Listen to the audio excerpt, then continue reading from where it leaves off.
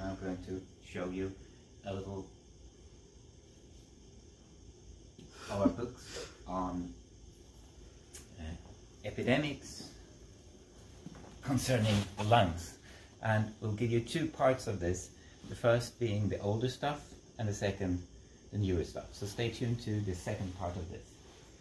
This book here that I have is the great anatomical work of Govard Biglo, Dutch anatomist,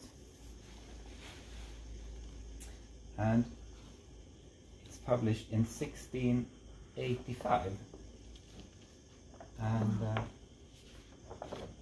I'll show you what we're interested in today. This is the lungs, and you see it's done in the hyper-realistic style of the late 17th century. This was the way it was supposed to look, and you can see here, for example, that we have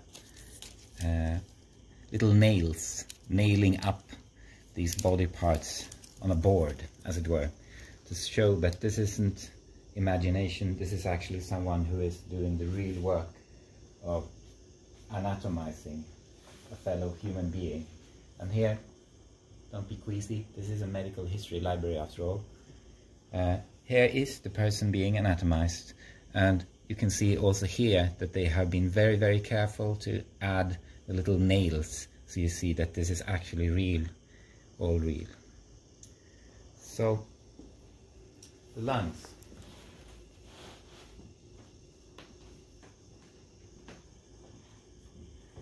You know, there was this huge wave of anatomy, starting with Andreas Vesalius and moving on, made people very, very, very aware of what was going on in the human body when dead. But moving from these huge volumes to another absolutely classical and important work on physiology, the knowledge of what goes on with the human body or bodies in general when they are still alive and breathing. And this here is Santorio Santorios, the Statica Medicina from 1611, but actually this is not a first edition, this is a much later edition. But the image, look at the image. You can see here, this is a man sitting actually on a scale, a set of scales. You can see it here. You see that he's going through there. So here's the scales, and he sits in here, and before him he has a table, plates, cutlery, and all that kind of stuff. And what Santorio did was that he measured what was going into the body, what was coming out of the body, and how this affected and how the weight of the body changes through this. So this is actually the first physiological setup in the style where you actually quantify the body. Really interesting stuff. Let's move on to, yes, here, Stephen Hales. When you quantify, you need apparatus, you need mechanical equipment of various types. And Stephen Hales is actually the inventor of the ventilator. So what we have here is a book on how to create ventilators of various types. It's actually for ventilating buildings, refreshing the noxious airs of ships, hospitals and mines to the better preservation of the health and lives of multitudes. And the publication year is 1758. Wow. So here we have it. Hales was interested in making the lives better of people, and perhaps earning a few, some money at the same time, selling stuff like this to factories or the Navy. Here we have what may be the very first image of an air conditioning system. So you have some kind of fan here, and then you have the various compartments, I assume, where the air comes out into the building or the place or whatever it is that you seek to ventilate. So you have this kind of mechanic idea that you make the air better through mechanical means. Early medicine was really into the issue of bad airs. It was considered to be one of the key problematic factors in spreading of contagious disease. So talking about airs wasn't just a question of getting the air you needed, it was also a question of getting rid of the poisons that made you really, really ill and killed you in the end. And let's look at how this would translate into epidemic disease. This is an amazing little volume. If you look at it, you can see that it's a collection on small tracts on plague. And it begins with one of the absolutely earliest Swedish medical texts from 1589, one of the earliest texts in medicine in the Swedish language. And it's written by Simon Berkelt, who was a pharmacist in Stockholm. And you can see here that it's called On the Plague, the reasons and how you can know if the weather is poisoned by pestilence. And this is one of the key explanations that people had in these times for why various contagious diseases spread so fast all over the world. Bad weather, but actually not weather, but bad air. So this made the question of what you breathed in and what you breathed out absolutely central. So when you had an epidemic spreading, one of the ways to deal with the problem was to replace the bad air with better air. And this better air could be, for example, by lighting incense, making the air smell good.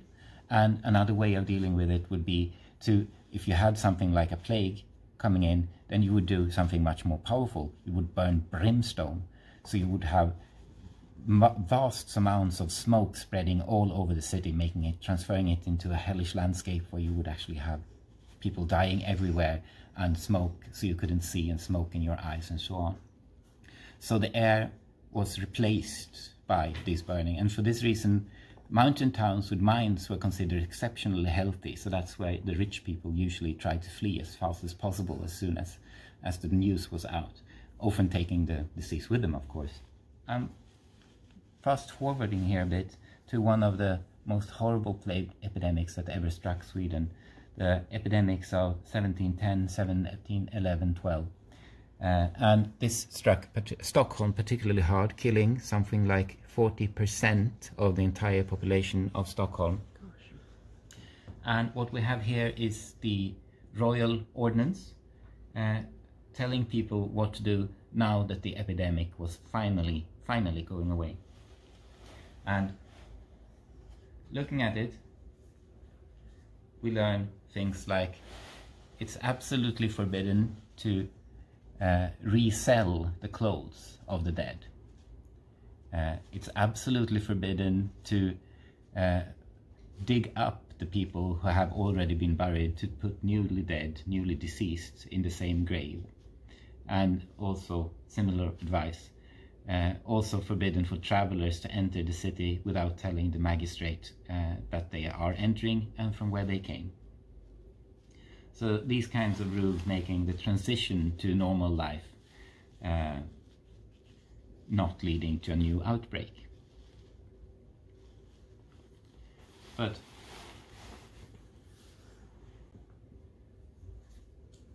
the most important piece of advice from the point of view of the early modern people was concerned actually with keeping up your attitude. This book here is by Jesper Svedberg, a very prominent bishop in Sweden at the time, and it's also from 1711.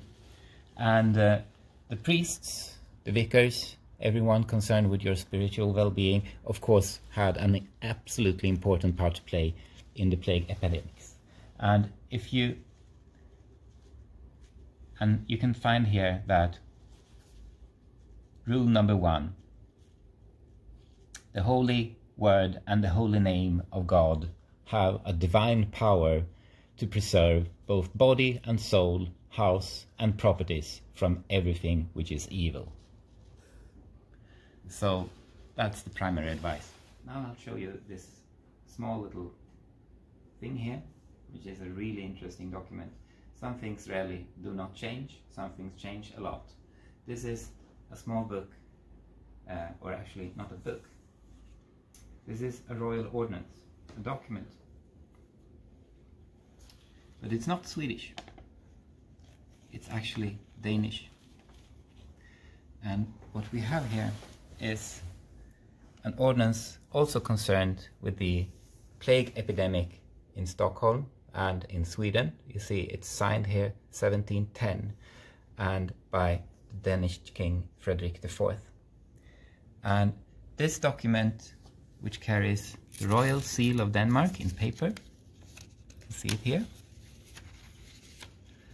actually prohibits Danish people from interacting with Swedes on the pain of death. So don't do that. And this is one of the measures, of course, quarantining whole countries, that has been in existence for a very, very long time. So medieval, perhaps even earlier than that procedure. Apparently the name is from Venice, signifying that it's 40 days that ships must wait before they can enter the city. And the thing is that people in the old times were not any less intelligent than we are. On the contrary, they could actually be more intelligent, more acute, more interested, because they didn't have this false sense of safety that we have, we modern people, who expect to live until we are 100 in health and prosperity, and that's just the way it's supposed to be.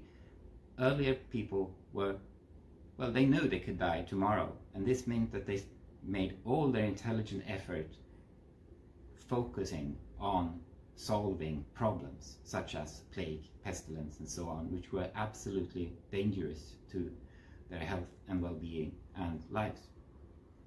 So many of the measures that we see today are invented in older times, but one of the things that they did not have was a concept of virus, a concept of bacteria, and this meant that these measures that they often took, they were often the right measures, but they didn't have the solid theoretical foundation that made it stick and that made it stay there and that made it a consistent way of acting.